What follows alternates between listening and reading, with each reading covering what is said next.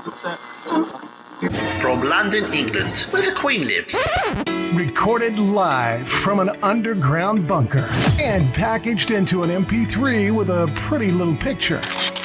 Helping to kickstart your day with the motivation and inspiration you need 365 days a year. This is the Learn, Develop, Live podcast. And this is your host, Chris Jaggs.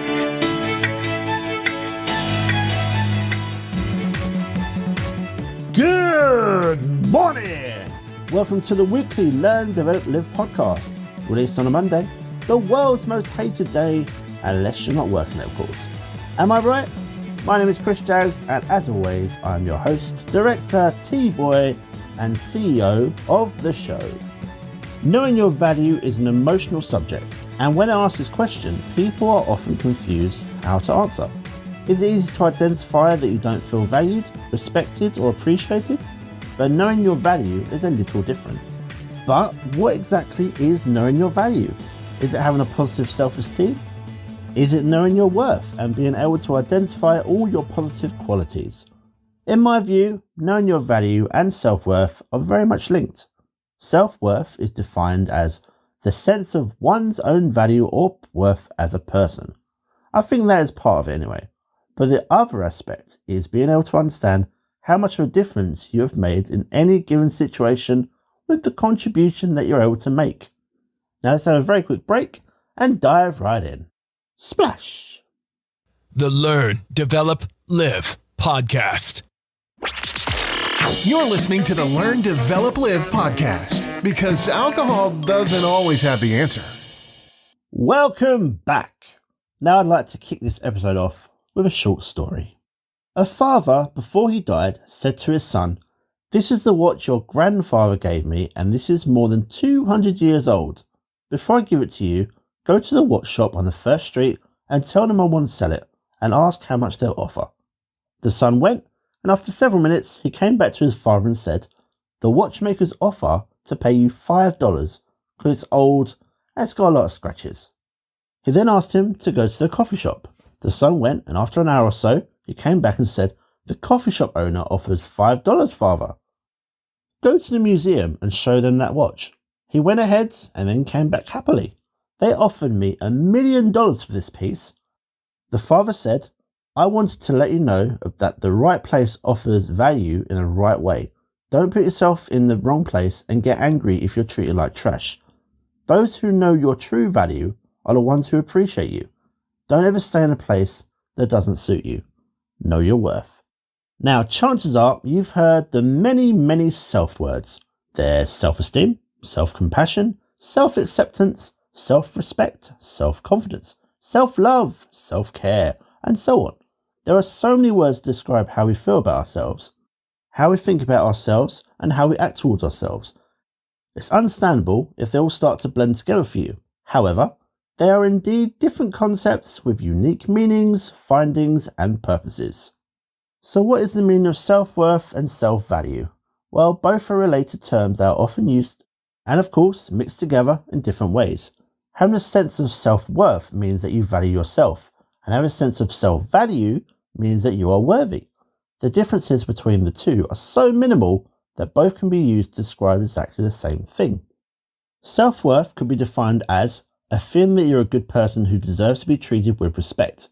On the other hand, self-value is more behavioural than emotional, more about how you act towards what you value than how you feel about yourself compared to others. There is the psychology of self-worth and also the self-worth theory. In psychology, self-worth is at the core of ourselves. Our thoughts, feelings and behaviours are intimately tied into how we view our worthiness and value as human beings. Self-worth theory posted that an individual's main priority in life is to find self-acceptance, and that self-acceptance is often found through achievement. Competition with others will often bring that achievement. So what determines self-worth for us? According to the self-worth theory, self-worth is determined mostly by our self-evaluated abilities and our performance in one or more activities that we love to do. But people commonly use other points to measure their self-worth. These include appearance, whether measured by the number on the scale, the size of the clothing you wear, or even the kind of attention that you receive from others. There's net worth. This can mean how much you earn, the material possessions that you have, financial assets you have, or maybe all the above. The next one is who you know and your social circle. Some people judge their own value and the value of others by their status, even what important and influential people they also know. Career is another one. What you do in your career. We often judge others by what they do. For example, a stockbroker is often considered more successful and valued than maybe a janitor or a teacher. But in reality, it could be the complete opposite. And also what you achieve. As said earlier, we frequently use achievements to determine someone's worth, whether it's our own worth or someone else's, such as success in business, exam test result, or maybe where you finish in a marathon or some other athletic challenge. So how do you find self-worth and value yourself more? There are things you can do to boost your sense of self-worth and ensure that you value yourself like you ought to be valued, as a full, complete and wonderful human being that is deserving of love and respect no matter what. Yes, everyone. First, take a look back at the list of what does not determine self-worth. It's worth reminding yourself that your bank account, job title, attractiveness and social media following have nothing to do with how valuable or worthy a person you are. It's easy to get caught up in the chasing money, status and popularity, especially when these things are highly valued by those around us and in society in general.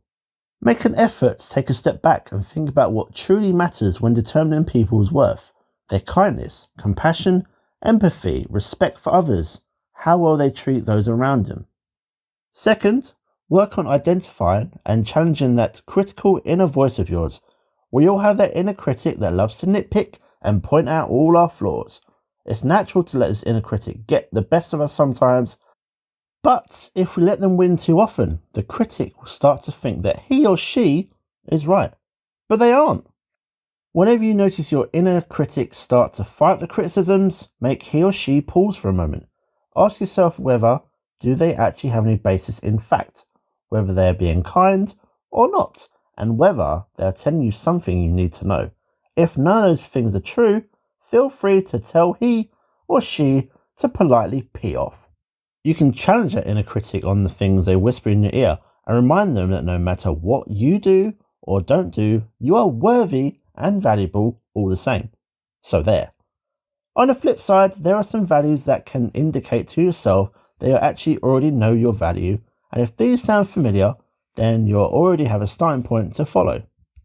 Self-worth value number 1. You have a positive self-esteem. You believe in and like yourself. Self-esteem is confidence in your own abilities. You are comfortable with who you are, your weight, height, and everything that makes you and represents you. You are confident in the what you deliver and your sense of professionalism. You like and have a great relationship with people. I think that without positive self-esteem, it will be difficult to know your value. Self-worth value number 2. You recognize the difference you make. When you know your value, you will confidently approach a negotiation with full belief in your knowledge, skills and experience, and of course difference that you can make. For example, if you help a client introduce a brand new process with their organisation, you are not too consumed by the process used, but how much they have benefited. Have they had an increase in sales or productivity, or have they saved money? Or it might be that you're the main carer for a disabled or elderly relative and your presence and support is invaluable. Keep doing what you're doing because you're doing well. And that leads us to self-value worth number 3. You are clear about your values, you know your boundaries, you are clear about what is acceptable behaviour, how you like to be treated and spoken to, and you have your courage to speak out when necessary. You don't need external validation to prove your value. Instead, you have an internal compass of what is right and what is wrong. And finally, self-worth value number 4. You believe that you're good enough. Now, one example in business is when you pitch for a new business idea. You believe that you have sufficient experience and you have the qualifications, case studies and testimonials to back them up. You don't need another certificate, course, degree or further experience for validation before you feel that you're good enough. You simply are. The moment you believe in yourself, you'll become a much bigger person than you were before. Self-worth is an important concept for everyone to understand, and it's especially important for us to be able to identify, build and maintain a normal, healthy sense of self-worth. Learning about self-worth can also teach you how to be more happy and how to feel fulfilled in your authentic, lovable self. Remember, you are worth it. On a side note, if you are looking for some direction in life or want to learn a little bit more about self-worth, drop me a line. You can email me at chris@learndeveloplive.com, or of course, my calendar is always open to you at ldlcall.com. You can book your very own free 30 minutes dedicated to you. Let's start to work together today and help you level up. Goodbye. What? It's over already? All over. Thank you for listening to the Learn, Develop, Live podcast. I hope you feel as warm, motivated, and fuzzy inside as I do. You can connect with Chris at learndeveloplive.com or on Facebook, Instagram, or Twitter. I won't say goodbye. I'll just say until we meet again. Until next time, join the motivation. Motivation.